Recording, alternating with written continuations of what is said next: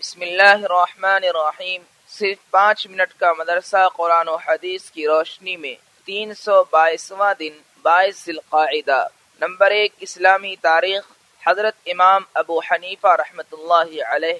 امام ابو حنیفہ نعمان بن ثابت رحمۃ اللہ علیہ کی پیدائش سن 80 ہجری میں ہوئی۔ ان کا خاندان تجارت کیا کرتا تھا۔ انہوں نے رسول اللہ صلی اللہ علیہ وسلم کے جلیل القدر صحابی اور خادم خاص حضرت انس بن مالک رضی اللہ عنہ وغیرہ کو دیکھا ہے۔ اللہ تعالیٰ نے انہیں زبردست حافظہ عنایت فرمایا تھا۔ وہ غریبوں کی مدد، پڑوسی کا خیال اور اس کے حقوق کی ادائیگی، دشمنوں اور حاسدوں کے ساتھ بھی دوستانہ برتاؤ کیا کرتے تھے۔ عبادت و ریاضت کا یہ حال تھا کہ پوری رات اللہ کی عبادت کرتے اور اللہ تعالیٰ کے ڈر سے اتنا روتے کہ باہر سنائی دیتا تھا، یہاں تک کہ پڑوس والے ان پر ترس کھاتے تھے۔ نصر بن حاجب کہتے ہیں کہ میں کبھی کبھی رات کو امام ابو حنیفہ کے پاس سو جاتا تھا۔ میں نے ان کو دیکھا کہ وہ ساری رات نماز پڑھتے رہتے اور ان کے آنسو بارش کی طرح چٹائی پر گرتے رہتے۔ میں گرنے کی آواز سنتا تھا۔ وہ اپنے پاس پڑھنے والے غریب طلبہ کی مدد کیا کرتے تھے، حتیٰ کہ ان کے گھر والوں کو بھی خرچ بھیج دیا کرتے تھے۔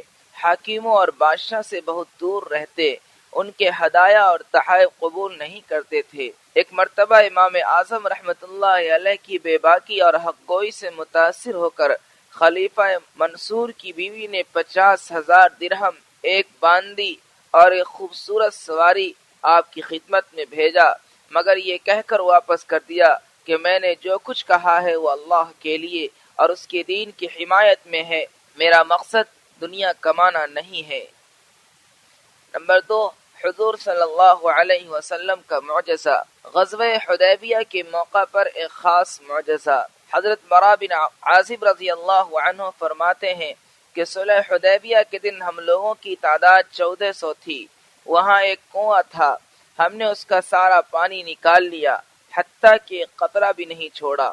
پھر نبی کریم صلی اللہ علیہ وسلم کنویں کے کنارے پر بیٹھے اور پانی منگایا اور کنویں میں کلی فرمائی۔ تھوڑی ہی دیر میں کافی پانی نکل آیا۔ ہم لوگوں نے پانی لیا اور خوب سیراب ہو کر پیا اور ہماری سواری کے جانور بھی سیراب ہو گئے۔ نمبر 3، ایک فرض کے بارے میں۔ جمعہ کے لیے خطبہ دینا۔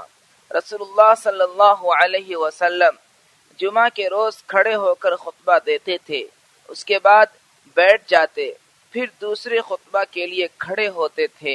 نوٹ: جمعہ کے روز جمعہ کی نماز سے پہلے خطبہ دینا ضروری ہے۔ نمبر 4، ایک سنت کے بارے میں۔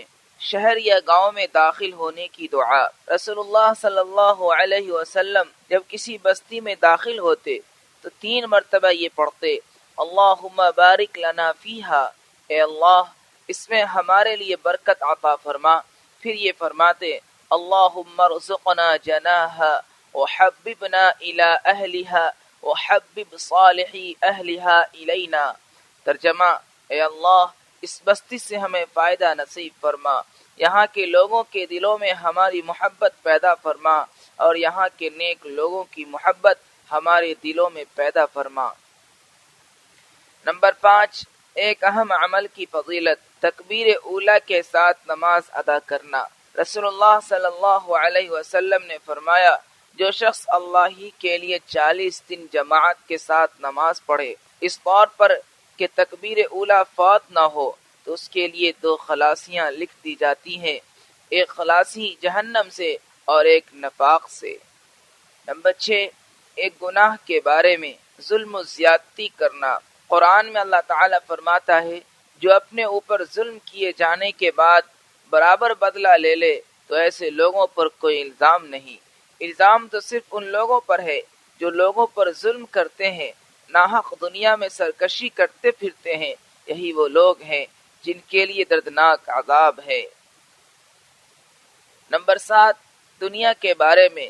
مال و اولاد کی محبت۔ قرآن میں اللہ تعالیٰ فرماتا ہے: مال و اولاد کی کثرت اور دنیا کے سامان پر فخر کرنے اور دنیا کے سامان پر فخر نے تم کو اللہ کی یاد سے غافل کر دیا ہے، یہاں تک کہ تم قبرستان جا پہنچتے ہو۔ ہرگز ایسا نہ کرو، تم کو بہت جلد معلوم ہو جائے گا۔